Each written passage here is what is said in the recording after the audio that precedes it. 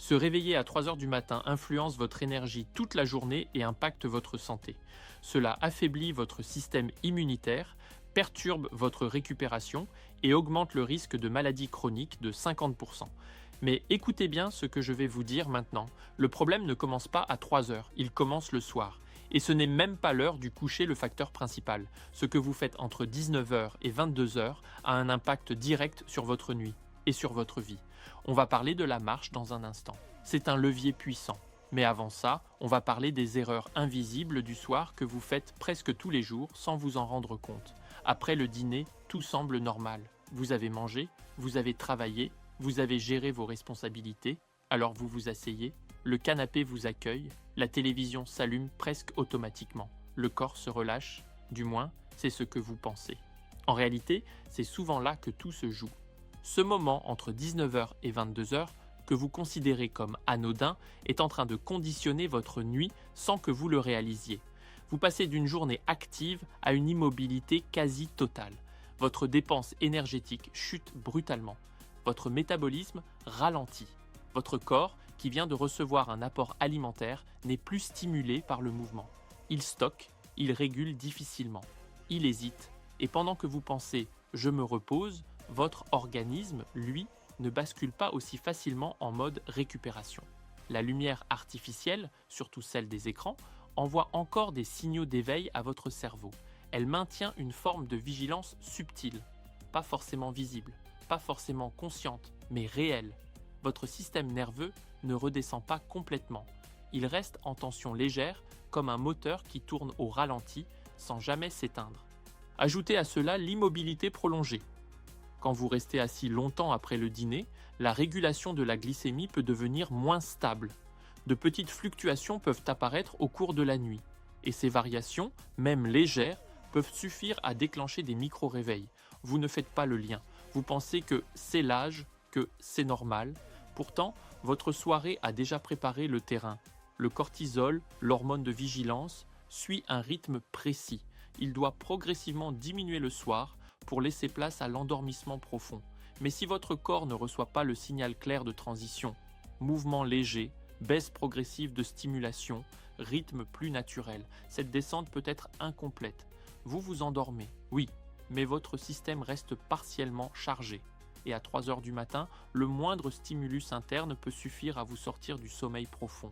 Ce qui est frappant, c'est que ces habitudes sont devenues automatiques. Elles ne semblent pas dangereuses, elles semblent même confortables. Mais le confort immédiat ne signifie pas équilibre biologique.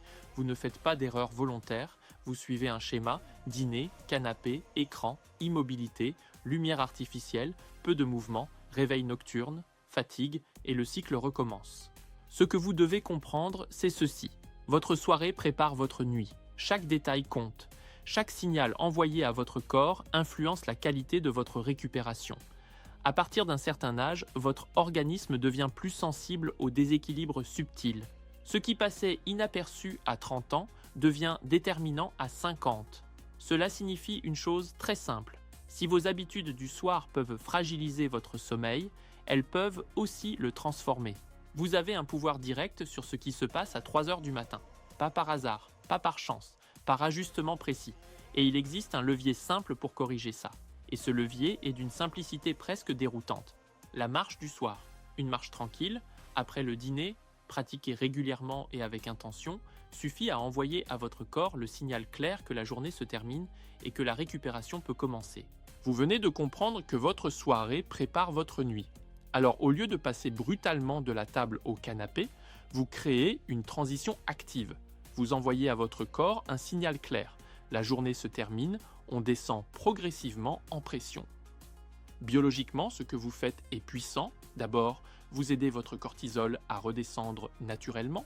Le mouvement doux, sans intensité excessive, permet au système nerveux de relâcher la tension accumulée pendant la journée. Ce n'est pas une stimulation, c'est une régulation.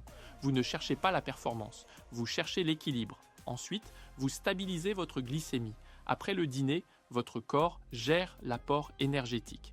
Si vous restez immobile, la régulation peut être plus lente, plus fluctuante. En marchant 15 à 25 minutes, vous améliorez l'utilisation du glucose par vos muscles. vous lissez la réponse métabolique. Résultat, moins de variations nocturnes susceptibles de provoquer des micro-réveils. Mais ce n'est pas tout.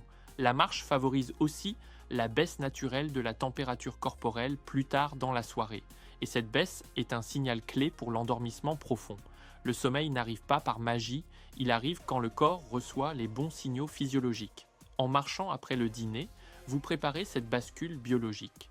Autre point essentiel, la pression du sommeil. Plus vous êtes éveillé longtemps dans la journée, plus cette pression augmente. Mais elle ne dépend pas uniquement du temps passé debout, elle dépend aussi de la qualité de votre activité. Une marche tranquille en fin de journée renforce cette pression sans exciter le système nerveux. Vous accumulez une fatigue saine, une fatigue physiologique, celle qui donne envie de dormir profondément, pas celle qui vous épuise. Et il y a un aspect que beaucoup sous-estiment, l'effet sur le système nerveux. Marcher dehors, surtout à la lumière naturelle du soir, même faible, agit comme une forme de méditation en mouvement.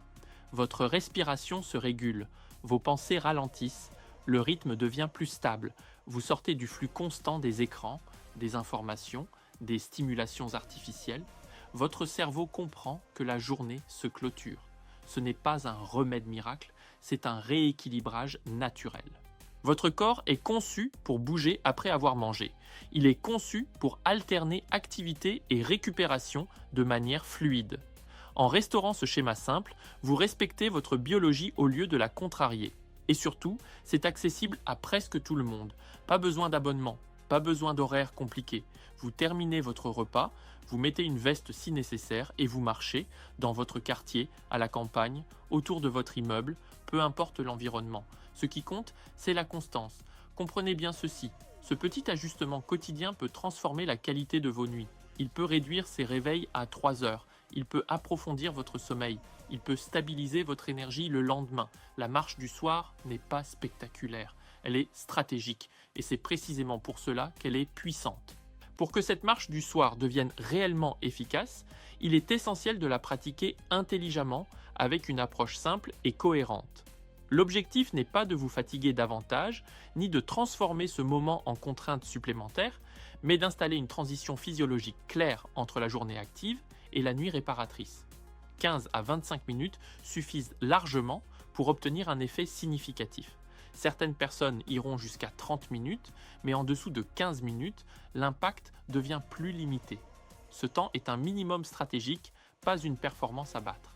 Le rythme doit rester tranquille.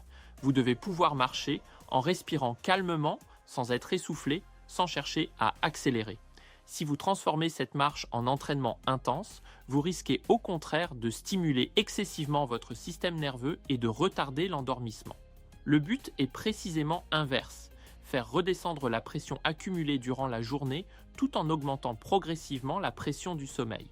Cette pression, c'est cette sensation naturelle de fatigue saine qui vous attire vers le lit et vous permet de vous endormir plus profondément. Idéalement, cette marche intervient après le dîner, dans les 30 à 60 minutes qui suivent. Ce timing favorise une meilleure régulation métabolique et crée un rituel stable pour votre organisme. Votre corps apprend par répétition. Si chaque soir vous terminez votre repas, puis vous marchez quelques minutes, votre biologie anticipe cette séquence. Elle comprend que la journée se termine et que la récupération approche. Cette anticipation renforce la qualité du sommeil au fil des semaines. La lumière naturelle, lorsque c'est possible, apporte un bénéfice supplémentaire. Marcher à l'extérieur, même lorsque la luminosité baisse, expose vos yeux à des variations naturelles qui aident votre cerveau à calibrer son horloge interne. Cependant, si les conditions ne le permettent pas, la marche reste bénéfique. L'essentiel est le mouvement régulier, pas la perfection du contexte. Un point mérite une attention particulière. Évitez les écrans pendant cette marche. Ne transformez pas ce moment en consultation de messages ou de réseaux sociaux. L'objectif est de diminuer la stimulation mentale. Laissez votre regard se poser sur l'environnement, sur le ciel, sur les arbres, sur les bâtiments. Portez attention à votre respiration, à vos pas, au contact du sol. Cette dimension presque méditative amplifie l'effet apaisant sur le système nerveux. Vous passez d'un état de tension diffuse à un état de relâchement progressif.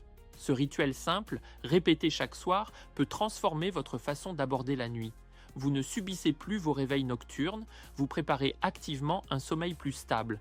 Beaucoup de personnes découvrent qu'après quelques semaines, l'endormissement devient plus profond, les réveils à 3 heures diminuent en fréquence et la sensation de stabilité intérieure augmente. Ce changement ne repose pas sur l'intensité, mais sur la cohérence. Ce n'est pas l'effort spectaculaire qui change vos nuits, c'est la régularité stratégique de ce que vous faites chaque soir. Imaginez maintenant vos soirées différentes dès cette semaine. Vous terminez votre dîner, vous sortez marcher calmement, vous laissez la journée derrière vous et vous sentez progressivement votre corps se détendre au lieu de rester sous tension.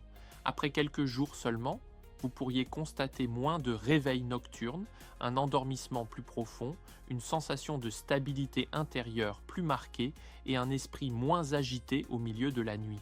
Ne cherchez pas la perfection, cherchez l'expérience. Testez pendant 7 jours consécutifs, 15 à 25 minutes après le dîner, sans écran, à rythme tranquille. Observez ce qui change. Notez vos réveils, votre facilité d'endormissement, votre énergie au réveil. Passez à l'action, parce que la marche n'est qu'un des piliers. Votre sommeil repose sur un système complet et vous venez d'activer le premier. Je te souhaite une excellente nuit. Peace.